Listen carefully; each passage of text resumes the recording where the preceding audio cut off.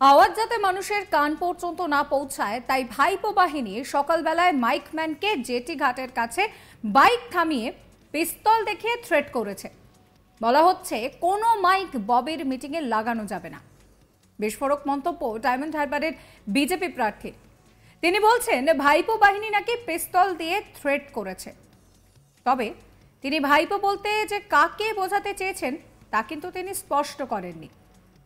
কিন্তু রাজনৈতিক বিশেষজ্ঞরা বলছেন যে তিনি এই অভিযোগ কার বিরুদ্ধে করেছেন তা অবশ্য বেশ স্পষ্ট।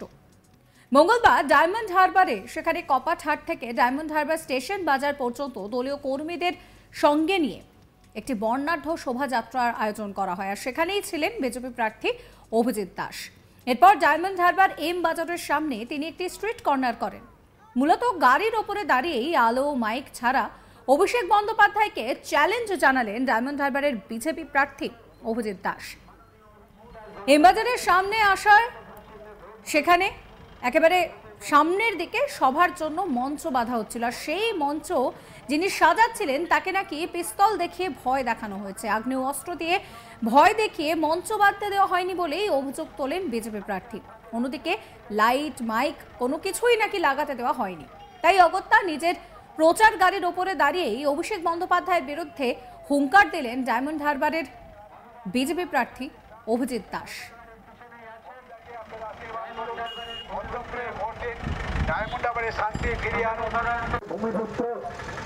আপনার আমার কাছের ছেলে, কাজের ছেলে, এই ববিরাকে আপনারা দোয়ার তুলে আশীর্বাদ করুন।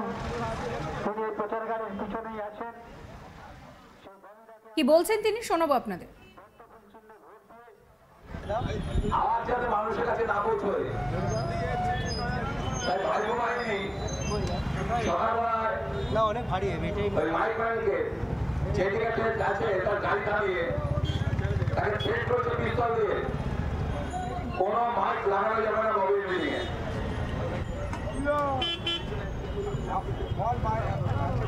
কোনো মাইক লাগানো যাবে না ববির মিটিংয়ে।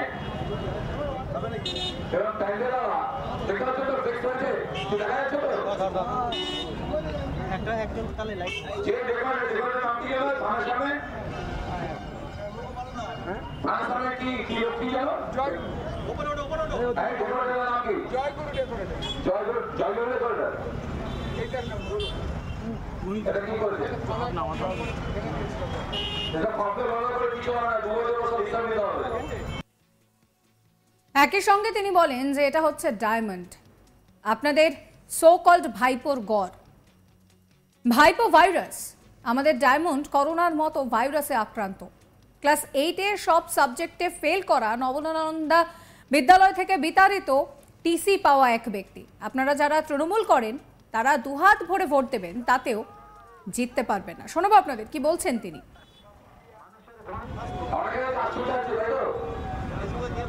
আসলে বিষয় কিছু নেই,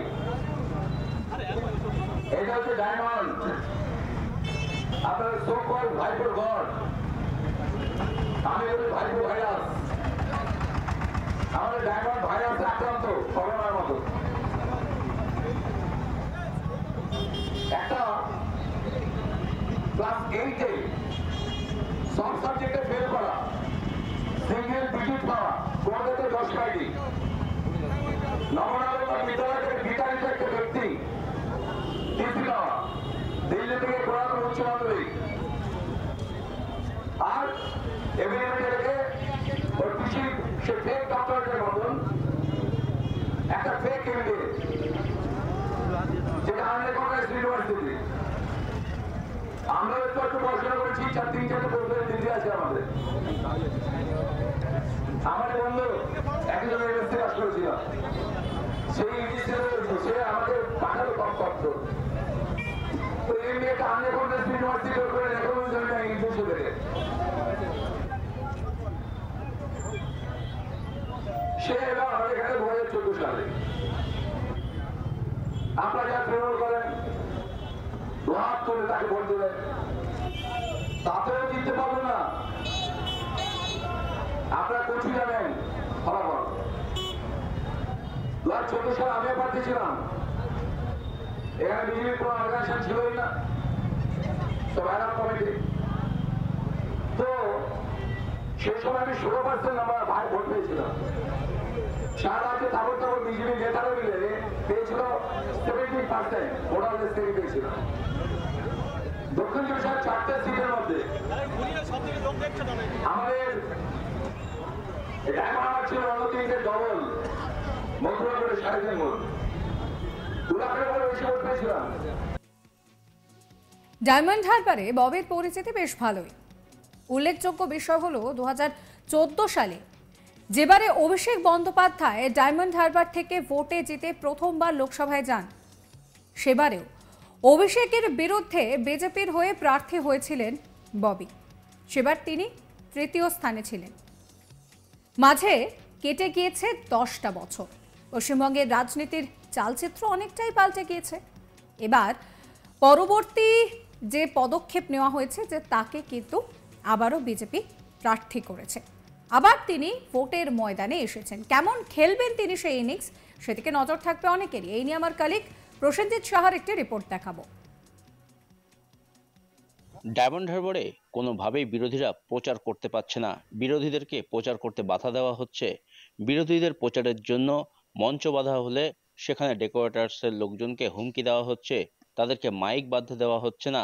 এইভাবেই তৃণমূল কংগ্রেসের তরফ থেকে সন্ত্রাস চালানো হচ্ছে বলে অভিযোগ করলেন ডায়মন্ড হারবার লোকসভা কেন্দ্রের বিজেপি প্রার্থী অভিজিৎ ওরফে ববি।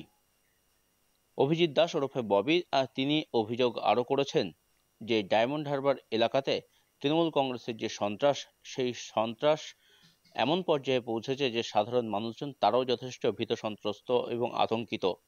ডায়মন্ড হারবারে যদি সাধারণ মানুষজন সঠিকভাবে ভোট দেওয়ার সুযোগ পান তাহলে এই লোকসভা কেন্দ্রের ফল অন্যরকম হবে। তিনি হুঙ্কার দিয়েছেন ডায়মন্ড হারবার লোকসভা কেন্দ্রে তৃণমূলের সাথে তাদের কোনো লড়াই নেই, লড়াই শুধু অভিষেক বন্দ্যোপাধ্যায় নামক এক ভাইরাসের সাথে। আর সেই কথাই তিনি প্রকাশ্য জনসভা থেকে কার্যত বললেন। জনসভা এখানে করতে দিচ্ছে না তৃণমূল কংগ্রেস, আর সেই কারণেই হুটখোলা গাড়ির ওপরে আলো মাইক ছাড়াই কার্যত তিনি বক্তব্য রাখলেন। মঙ্গলবার সন্ধ্যায় দক্ষিণ চব্বিশ পরগনার ডায়মন্ড হারবার লোকসভা কেন্দ্রের অন্তর্গত কপাটহাট থেকে ডায়মন্ড হারবার স্টেশন বাজার পর্যন্ত একটি বর্ণাঢ্য শোভাযাত্রা হয় অভিজিৎ দাসের সমর্থনে।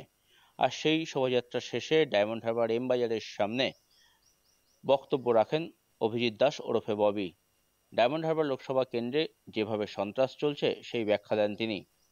পাশাপাশি তিনি এটাও দাবি করেছেন যদি উন্নয়ন করে থাকে শাসক দল তাহলে কেন বিরোধীদেরকে।